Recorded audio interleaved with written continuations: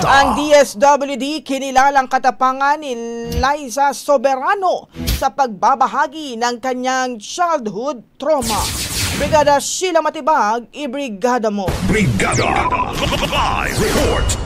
Binigyang diin ni Department of Social Welfare and Development o DSWD spokesperson Assistant Secretary Irene Dumlao na hindi madaling magbahagi ng nakaraan, lalo na para sa mga taong nakaranas ng sakit at traumatic experience noong sila ay bata pa. Dahil dito, kinikilala umano ng DSWD ang ipinakitang katapangan ng aktres na si Liza Soberano matapos nitong ibahagi ang kanyang childhood trauma online.